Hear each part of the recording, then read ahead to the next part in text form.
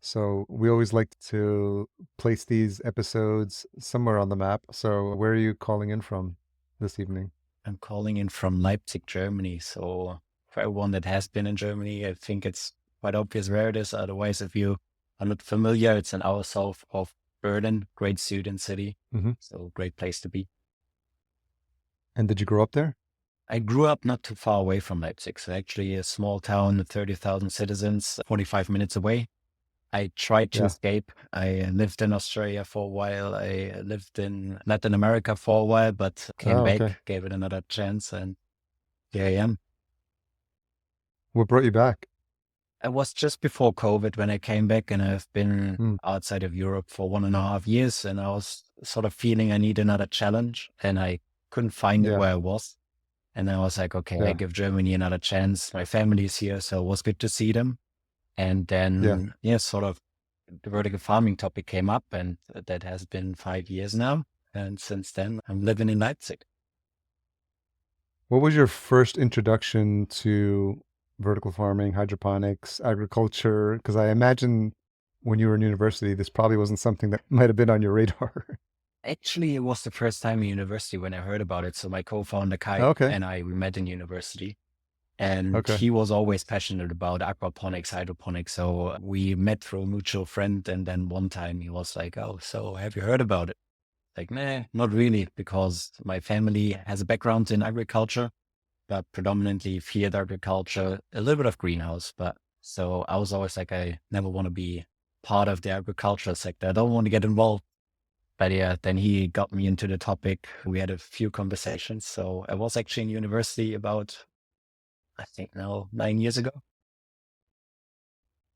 What's your earliest memory of food? You mentioned your family was involved in agriculture. I'm curious when you think back, what was your relationship or with food or homegrown food or fresh food? Yeah, so when I was small, my family, we always had good food on the table. Need to admit, my mom was a very good chef, so it was quite Okay. delicious what she cooked. And we had this small little garden in front of the house.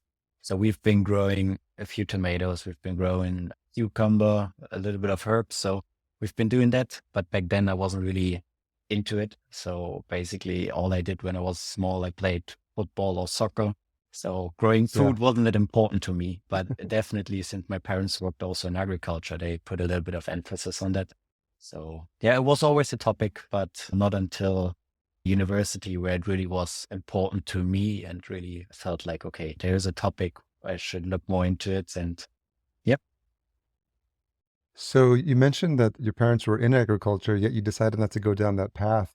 Was it something that you saw growing up about maybe how hard it was or the challenges they faced? So my dad, he works with a fertilizer company. So he's distributing Okay. fertilizers all over Europe. That wasn't really the topic because, yeah, chemical fertilizers. If you look into the topic, yeah, the topic doesn't have too many Yeah. positives. So basically, just doing a little bit of research, we're always a little bit hesitant. My Yeah. mom was consulting farmers back then, told me some stories about farmers, like, yeah, they tried to cheat on a few numbers here and there. Mm, So they just want to keep doing what they were doing. So my view on agriculture wasn't the best. It wasn't something where people want to innovate, where people really want to yeah. move boundaries for the positive. So it was always like, we've done it that way, so let's keep it that way. So that was my Yeah. earliest sort of understanding of agriculture. That's why I said, look, interesting that you did it or you do it, but it's nothing for me. Not for me. So until university, so what was it about what your schoolmate was talking to you about hydroponics? Because he must have said something to you that got you interested and wanted you to learn more. So he basically wanted to build an aquaponic farms in Magdeburg. So that's close by Leipzig. So that was part of his master thesis as well. And he was just really passionate about it. He was like, look, you can build those circular systems. You can reuse the nutrients that get dissolved in water from the fish. And then you build those circular system. It's really sustainable. And my emphasis was always building sort of sustainable solutions, building something that is for the better, that also has potential in the future. It's not great from the beginning, but it will evolve into something that can be of great benefit, not just for Germany, for Europe, but it can be placed in all parts of the world. So this was something I think his also commitment to the topic that was kind of inspiring. I did work at a bank before. So when I was also in university and we financed renewable energy. So the topic of Mm. sustainability, renewable systems, how can we sort of build holistic approaches? That was sort of something that was interesting to me. But then it took a while, I need to admit. So it wasn't right from the start. It was like, okay, you got me, I'm in it, because he called me when I was in Latin America. And then he told me about the project he has in Leipzig about vertical farming, indoor farming. And he asked me, since we talked about it, you sort of were a little bit excited about it. So now we have a project. Do you want to join? And that was the point where I was like, okay, fair enough. Let me come back and then let's do that. It must have been a good offer to get you to leave Latin America. Oh, absolutely not, to be honest. A shitty payment, to be honest. The funny situation was we started out working in a room with the caretaker of the university complex. So it was basically Okay. the three of us. His desk was as big as our desk. And we had this Oh yeah. small tiny corner where we could build the first aquaponic system. So vertical farming system with a fish tank underneath. So actually the Yeah. situation wasn't great. It was just the situation that I was in, looking for a project. And then I think it was sort of a calling that he called me, was like, hey, look, now we could do something about it. I wasn't happy in the place I was at. So I think it was just Okay. happy coincidence in the end. What was your experience in Latin America like? So from the food topic, great. Just the diversity of food, the spices, just the richness in food. So from that perspective, really, really great. So I was just after uni, I was leaving Germany to find a place where I would like to stay for a little longer. And since I didn't speak a single word of Spanish when I went to Latin America, so everything I was able to say was hola. So that was all. So at the beginning, it was a little bit rough just to get immersed into the culture, because I think if you don't speak the language, you always miss out a little bit. So I had to Yeah. learn. But yeah, met great people. Some family was kind enough to let me stay at their place for a month. So I was really Oh, immersed in the culture. So the experience was great, just with the, I think, lack of work experience I also had back then. I didn't really know what I wanted to do. yeah. I was just looking for myself somehow, looking for a place where I could just really just get into a topic, a project to really start out. And yeah, back then I couldn't find it. Now looking back at the time, I think there were a couple of opportunities. I just didn't see them back then, but don't want to Mm, complain. I think now being in yeah. the vertical farming sector, working in a company that is providing us one of a solution, I think is also a great opportunity. Where in Latin America were you? So I started out in Mexico, then went Okay. to Guatemala, Belize, Costa Rica. Then I did Panama, I did Ecuador, Colombia, and Peru. Wow. You definitely covered a lot of Yeah, Latin America. yeah, yeah. And the funny part is That's with the great. languages, once you learned it in Costa Rica, for example, then you move to Panama, or you move to Colombia, and they use different words again. So everything you've It's different. learned, Yeah. basically you need to Yeah. learn a complete new vocabulary. Yeah. So now you're back in the office, away from the sunny beaches of Latin America, in this office trying to make this aquaponics business work. You mentioned you'd have a little background in banking and probably some in business development. Yeah. So talk to me where you are at this point and how you're thinking about making this a business. So back in the office, that was the idea that my co-founder Kai sort of came up with at the unit project. He said, look, we're going to build a system for the private consumer. So B2C business, we're going to build an aquaponic system into everyone's kitchen, into their living room, standalone solution. And I was like, this sounds great. And then if you just hear about it, it always sounds great until you get into the nitty gritty part of the business. And we had the, I would say, fortunate situation that we had a company in Germany back then, Revolution. They've built a small sort of bridge size system, right? And they were quite great to learn from, because they've built a system that was more suited for the market back then, I would say. It was cheaper. And so we were a little bit able to learn, what are they doing currently? What's the marketing strategy? How do they get into the market? So we were able to learn and learn and learn. And then we realized eventually, okay, they are not able to really take off the ground. So I think in total they sold 600 systems, I think. but the business didn't really get started. They had a big cooperation with Miele. So we were able sort of to learn from that, and being naive, starting the first business, we're like, okay, but we can do it better. Let's do that. And yeah, we had to quickly realize, going to expos, going to events, presenting the first prototype we have built, just the price point customers wanted to pay was somewhere around 2,000 euros back then. The system we've built would have cost at least 10,000 euros. So just the Wow. difference in pricing was just immense. And then also for us, sustainability was always a big part of the business we wanted to build. We did a life cycle analysis or life cycle assessment. And we realized, looking at the German energy grid, looking at the energy consumption, we don't really get to a point where we see a benefit compared to organic produce we can currently buy in the supermarket, or field produce. Just carbon footprint is just way higher than what we see with produce that is available, and it's widely available, not just for sort of a small niche market, premium market. And then we said, okay, let's maybe not build a greenwashing product. Maybe let's focus on having a bigger impact. And this is where we slowly pivoted then from a B2C product into a B2B product that we are now building, and also focusing more on research, because research is still heavily enthusiastic, I would say, about vertical farming, because they can really look for every small detail, what to change in cultivation, what to change in genes. So they're quite interesting field to be in. So for the listeners and the viewers who are not familiar with GreenHub, Yeah. can you give an overview of where the business is now and what the current offerings are? Yeah, absolutely. So with the backstory I explained, we came up with a system called the Green Researcher, and it's a plug and play system for research. Basically, you get a mini vertical farm. It fits into every climate chamber, every sort of infrastructure.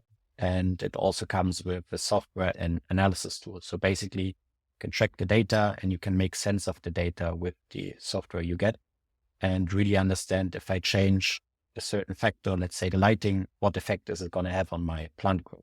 And if I change the nutrients as well, then to really understand how can we get to the more efficient growing everyone is looking for. So this is what we currently offer. We work with research partners, universities, also a couple of industry partners on that. And this is sort of our go-to-market strategy that we've been doing since May 2023. So we incorporated the company from the research project into the GmbH in Germany, so an actual entity in 2023. And this is what we've been doing so far. But this is sort of the first step for us in the business model, because learning with our customers, especially with R&D customers, they bring the newest insights on how to make growing more efficient, on which seeds, for example, they're currently working, which seeds they're breeding, what do they want to bring to the market in the next 2 to 3 years. So already learning how to cultivate those new varieties, how to bring the cultivation strategies to the farmer that's eventually going to use the seeds, that's going to use the new nutrients, for example, and give them insights on how to automate their growing. This is what we want to do, and this is what we're working for every day. So for when you're working with prospects, people that are looking at your solution, who's a good fit for the researcher? You know, if you think about like who this is for, who this is not for, you know, when you're thinking about people who would have the most success working with the GreenHub researcher, Yep. how do you think about that? And talk a little bit about those early conversations you have with people. Yeah. So a good fit is research institutes that are working on breeding. So this is what we've seen as the best fit so far. We see seed breeders as a good fit. So everyone that wants to sort of develop a product that is suited for different cultivation systems in vertical farming, because we don't have a standard yet. So they want to test for different conditions. They want to test for different lighting, for different nutrient settings, for different climate conditions. So everyone that's working on product development, sort of early qualification of their product, is it functioning as planned, or is there sort of further research, further development that needs to be done?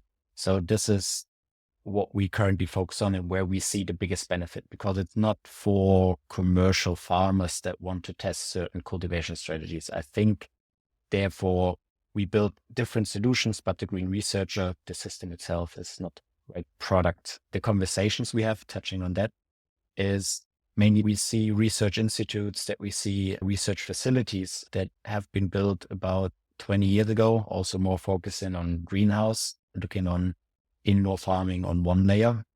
They've used, or they're still using old tech, and now they want to upgrade. They want to really see, okay, how can we go with the trend? How can we sort of step up our research work? And therefore, since they also have individual software solutions for all the little systems they currently use, they're looking to get everything in one place. So they look for a platform basically where they can do the research, where they can store data, and where they can also analyze the data. And this is what we look for. This is what we also focus on in our customer journey. What's been your experience attending these conferences? Because I saw that recently at Vertifarm, and actually you had a response to one of their posts about the viability of leafy greens. Yeah. So maybe you can talk about that as well. Yeah. So going to those events, those expos, I don't know. On the one hand side, I'm really positive about it because I think it's a good connection of the industry. You meet people, you can talk about certain business cases, you can talk about latest developments.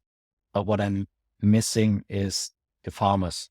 So the farm operators. I miss this conversation that we need to have as an industry with the people that are supposed to use the tech, and not sort of as we did in the past where we had Infarm, Calera, where we had Aero farms. So all the big players that wanted to build their farms set up in different locations. I think what we now want to do is seeing the current trend of the industry. We want to enable the greenhouse farmer to adapt to vertical farming tech. We want to see, for example, in Germany, we have a wide variety of farmers that were, but they kept sheep, they kept cows and pigs and all of that. So the staples, they are now empty because they're not producing the volumes anymore.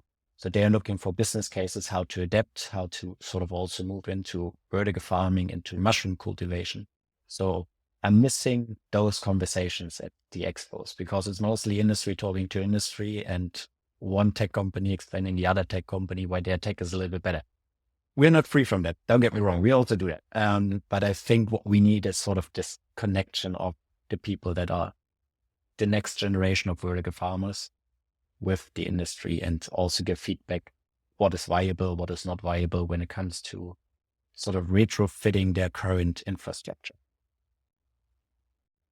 Talking about the future of the industry and education that's needed, you were invited to Leipzig University earlier this year. I'm curious what that experience was like, especially when you're talking to people or students who were in the same position you were probably years ago, trying to understand what this industry is like. What's the future of vertical farming? What was that experience like for you?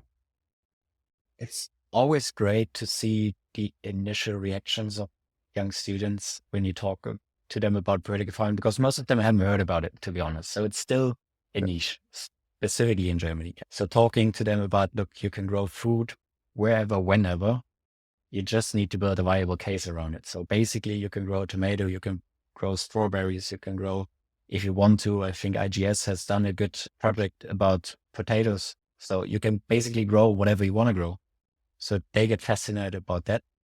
And then just talking to them that farming doesn't need to be on the field. You don't need to get your hands dirty somewhere on a multiple acre field. You can do that all in a controlled environment. You can use AI, you can use software to automate the whole process. You can really get into the nitty gritty understanding of what the plant actually needs. And this is always great to see in students once you lose a few of them, to be honest, because they're like, farming, it doesn't matter if it's in the field, if it's controlled environment, don't care about it. But quite a lot of them really get excited. And what we've also seen is software developers actually, to get them really excited about the topic, because most of them actually want to do something with a purpose. They want to get involved with projects where they can really put their effort into. So talking to them at Leipzig University also is quite a pleasure. And then you also had the opportunity to go outside. You had the innovation day as well, where you sort of, I saw that you did a blog post about your experience talking to people who are doing actual traditional agriculture as well. What was that like? And marrying those two worlds together. That's still tricky, to be honest, because those innovation days, they were more focused on, there's a new tractor out there and maybe we can highlight that one. So it's really good to be an educator in that sense, because people, they hear the stories, they read sort of the newspaper, they read one blog post about the story of Infarm about Calera, and they're like, okay, Infarm, German company, we did it once, it will never work. So this is sort of where we pick up on those conversations. And I was fortunate enough to give a panel talk about AI and sort of the development it can have in indoor farming and vertical farming at this event, where all the farmers looked at me and was like, can we please talk about my new tech, my new tractor? I was like, nah, maybe we want to have a different conversation, bringing back some info or some insights from Singapore, where I've been before, and just be like, okay, so this is how other countries are seeing the current food system. This is how they want to innovate. This is how they think about the technology will look like in 20 years. So what is your counteroffer? Do you think we're going to be just working in fields? Do you think greenhouses are part of the solution? Do you want to even go a step further? So this is really an education topic, mostly just to get out there and be like, okay, it hasn't worked for some reasons, but it was one case. Let's look at niche markets, look at your individual infrastructure we can use, and then step by step, I think we can build something that is promising for the future. Do you think you were able to convince anyone or change any minds? Absolutely, yeah. So Yeah. we've seen that people at early events where we went to that were quite conservative about the agricultural industry in Germany, that they now sort of pick up on it and be like, due to everything that happens with climate change, we had a lot of floodings this year in the summer, also now in September in Europe. Like, maybe we need to adapt a little bit. It's not going to be the solution, but it's part of the solution sort of to move forward and to be more resilient. So minds are slowly changing, but as everything, it takes a little longer in Germany sometimes. So we just got to be patient. But we see that instead of convincing traditional farmers, there are a lot of non-agricultural people that really want to start a vertical farm. So last week we had a company, they actually produce paint. So just paint for, rooms for houses. And they were like, yeah, we have this 400 square meters left in our production site. We have some heating that we can use. We have a climate system. We have every infrastructure in place. So how about vertical farming? Sounds promising. We want to sort of get into it. So let's have a discussion. So there's actually a lot of people that don't come from a background of agriculture. They don't see it as a black and white thing. They're like, oh, I heard about it. Let's see. Maybe it makes sense. Maybe let's see if there's also distribution, sort of direct distribution that makes sense for us in this region. So this is also quite interesting at the moment. So how do you think about this? Obviously, as you're leading the company, you have a limited amount of time during the day, and being an entrepreneur myself, I know sometimes there's so many competing priorities. Yeah. So when you get up in the morning and you think about where's the best use, the focus of your time, of the company's time, which opportunities make sense to go after? Because obviously there's a lot of lead time with these conversations and these projects and closing deals. So I'm just curious how you think about where's right now making sense for you to invest a lot of your energy. So it's definitely still the green researcher case. So the hardware that we've built, because this is sort of the fundamental work that we need to do for the long-term vision of the company. Because the more data we collect now, the better the algorithms we can sort of develop for the long-term vision to provide farmers with a automated cultivation strategy, basically. I think the better the company will work in the long run. So this is where the focus needs to be. But to already validate the second business model, once we get to the software that we could offer for vertical farm operators that don't have any background in vertical farming, and just to give them a fair starting point where they can grow a lettuce, a strawberry, a tomato without prior knowledge, but get a good result, get the yields that we calculated, that we anticipated. I think this is just really helpful to get an early understanding what is the solution that we need to build, because in our heads, we have a great team of engineers. If we let them engineer all day, every day, then the solution is over-engineered. It's going to be brilliant, but maybe it doesn't fit the need of the customer. So it's sort of 60-40, I would say. 60% on the core business, the green researcher, get the company up and started, really get the traction, get the revenue in, and really build, because that's also important in agriculture. Build a reference, build the brand, that has a good reputation and build it with something people can touch, because I think there's still a difference if you're a software company or if you are sort of also providing hardware. If you provide hardware, people can touch it, people can see, okay, it's lasting, it's good quality, and does work. And this is what we do with the first business case before we then sort of have gained the trust, hopefully, and I'm quite optimistic about it, that we then can use it for the software solutions that we want to bring to the market. How big is the team now? So we're currently 15 people that work on the vision. So it's still fairly small, but I think we don't want to do the mistakes of the past where we build teams that are too big and then we have sort of a burn rate that is too big. And then if the sales are not coming as promised, funding situation in Europe is currently very tricky. So to get funded by VCs, by business angels, there has been easier times. So that's why I think keeping a really good team, a small team that can execute, that can also really bring value to customers at the moment, I think for now, it's a good step. Yeah. How have you grown as a leader since starting the company?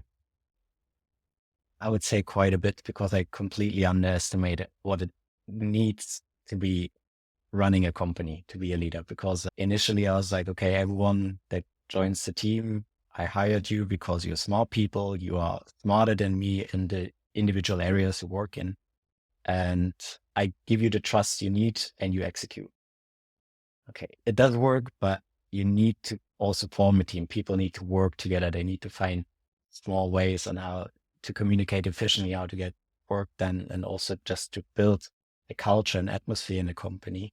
And this was something I didn't have on the radar for quite a bit at the beginning. So now my work shifted more to, okay, I still need to be a translator. I still need to be sort of the servant leader. Simon Sinek, I think, is a great reference for that.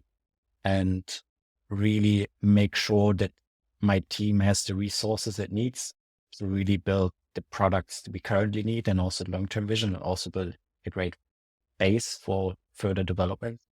So I think that is one of the key parts. I think communication-wise, at the beginning, I was like, okay, I'm just going to do it myself. Don't worry. I just do it. You do something else. I don't have the capacity for that anymore. So now I need to sort of delegate a little bit and be more clear on the communication. What is actually priority number one, number two, number three, what needs to happen.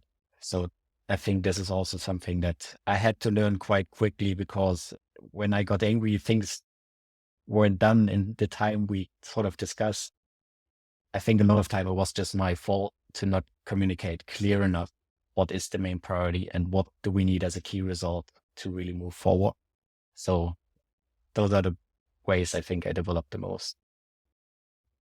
Did you have relationships with previous mentors or previous managers kind of gave you some guidance? So I had a mentor in Leipzig. So I went to an event that was meant to match with mentors that already started a couple of businesses. So he gave me quite good advice on what to focus on, especially in early steps. Sometimes focus more on the team instead of my individual work, and really sort of create this atmosphere, this culture that I want to see. Also the communication with my co-founder, right? Because I was like, we both founded the company. So I think we're aligned on the vision where we want to go, but there's still a lot of communication that needs to happen. So he's still, because we don't always have the same meetings, we get different input. So there's still the possibility that sometimes every person wants to sort of sift or zigzag into a way that they see as valuable for the company. And I think every input makes sense, but then really align and be like, okay, what is the priority? Where do we need to focus on? How do we handle a situation X, Y, Z? That was quite great from the mentor I had from Leipzig to give advice on that. And then there was sort of one person when I was in Australia in, what was it, 2013.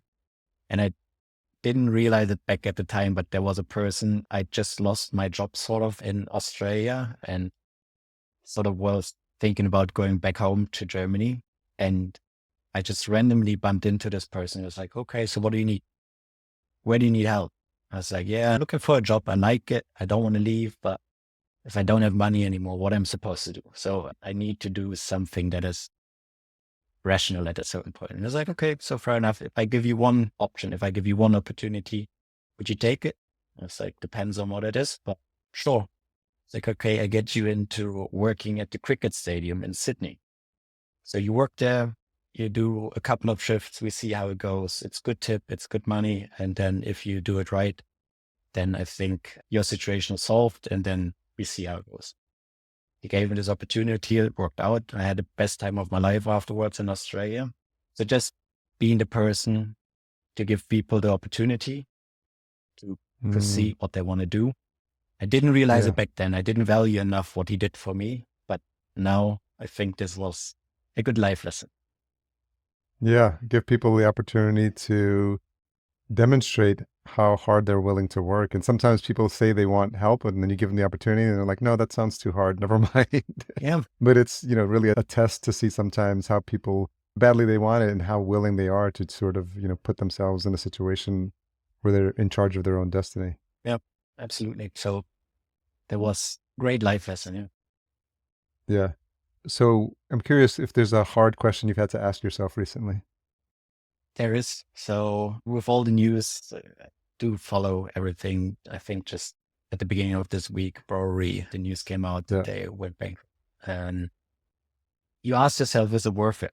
Because you work in an industry where you have to educate a lot of people still on the benefits it can bring. And you have to educate on, okay, those hyper scaling business cases that we've seen, because all of them, all the unicorns that we have or had in the industry, struggle to really fulfill their promise or their vision that they wanted to do.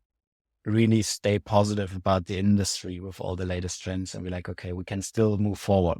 There's a reason why we started this, and you just got to believe in you can build a better food system and you can build a better future, not necessarily for the people in Germany, but for global approach. So people in North Africa, Middle East, Singapore, Japan. So this is the reason why I got into the vertical farming industry, to be able to build something that you can reproduce in different markets. It needs a right approach. It needs a holistic approach to figure out all the small details. But this is sort of what I asked myself recently. But then we had positive news in the company. We have a great team to work with. So I would still stick to it. It is worth it. Yeah. Yeah, and obviously you see news like that, and to people outside the industry, they think that's a reflection of what's happening. But just from the conversations I'm having, and even you see feedback, I've seen some pretty in-depth LinkedIn posts about the Bower. People keep throwing out the word unicorn and looking at this as like a SaaS model or a tech company. And in reality, we're seeing that doesn't work. It's actually about farming. It's about, producing a crop and getting back to the basics. And I'm sure that the folks who've been doing this for decades on the greenhouse side, would probably agree, the successes here if the model is correct. So it'd be interesting to see. I think it'll probably shake out the people who are just looking for the quick wins, but for Yeah. people who are in it for the actual real reasons to solve some of these problems we have with food security, food deserts, supply chain, access to food, local food, hyper-local food, I think everyone who's still working on it feels like they're on the right path. I noticed that you also had some success with the startup lab recently. Can you Mhm. talk a little bit about that experience? Yeah. So actually it's old news already, but we were just able to communicate it to the outside world.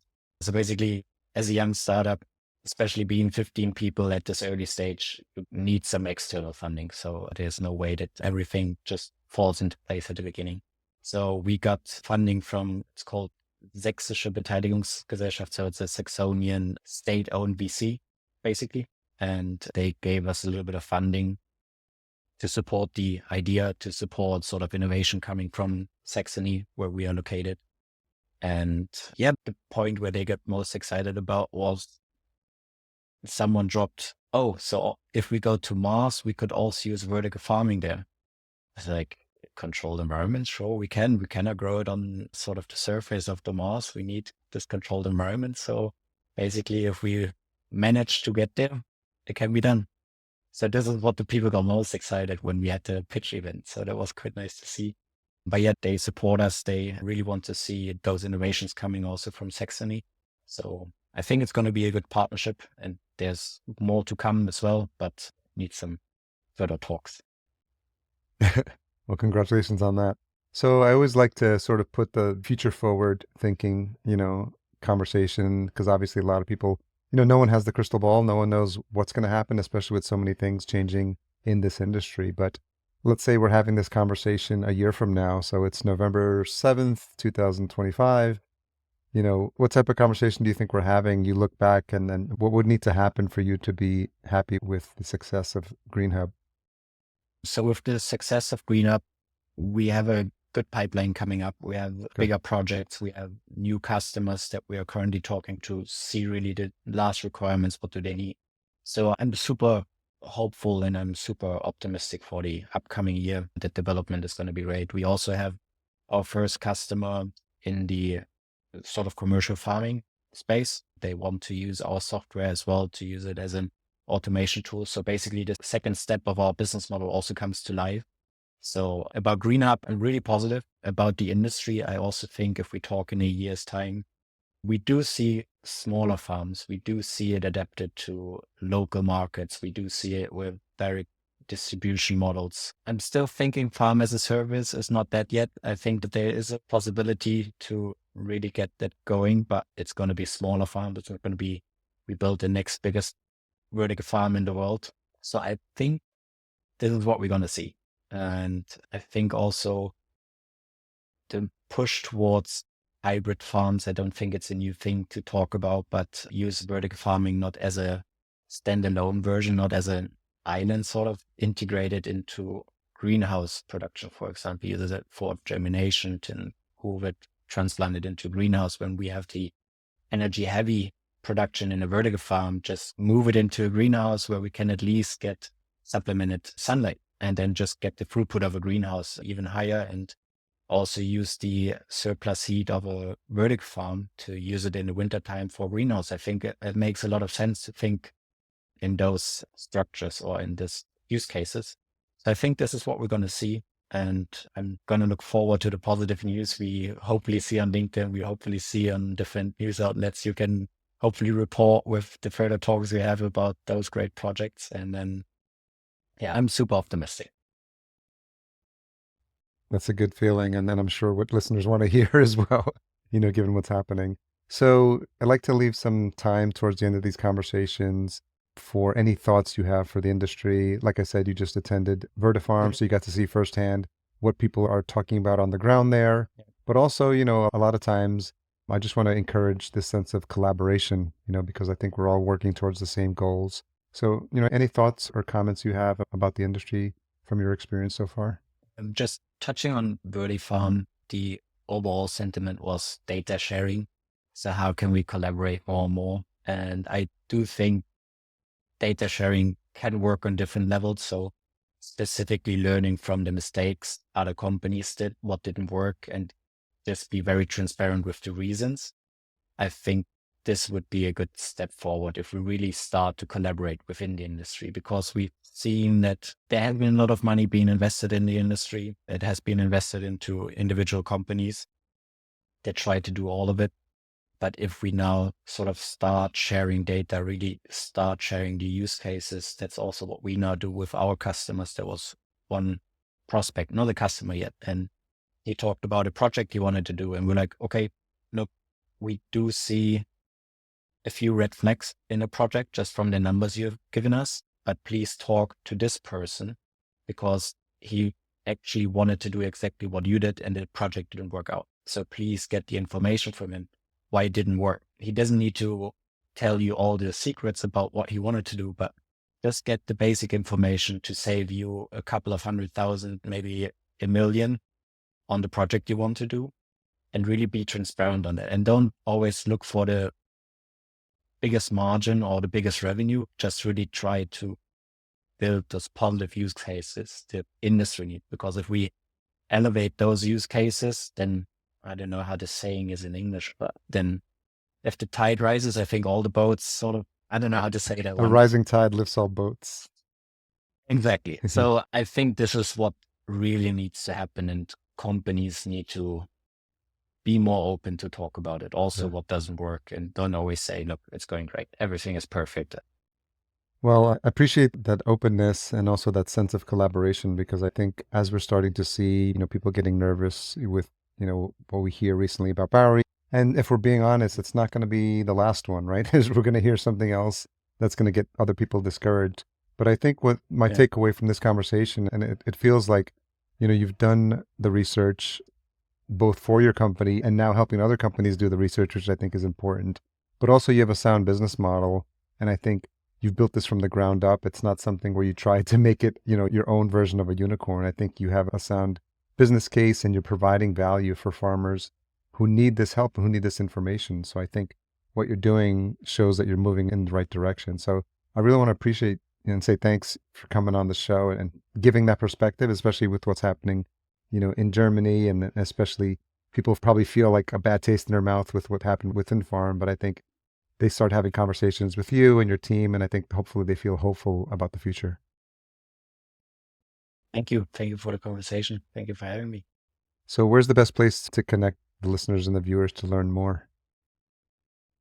Oh, our LinkedIn account, Isabel, my colleague, is doing a great job there, posting latest updates. Also, greenhub.eu, our website, is where the latest updates also get published. And the next events we go to, it's IPM in Germany. So it's a horticulture event that we have.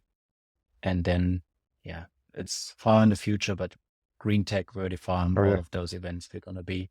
So Okay. Well, hopefully I get to see you at a future event, and appreciate you coming on and sharing your story. Thanks so much, Alexander.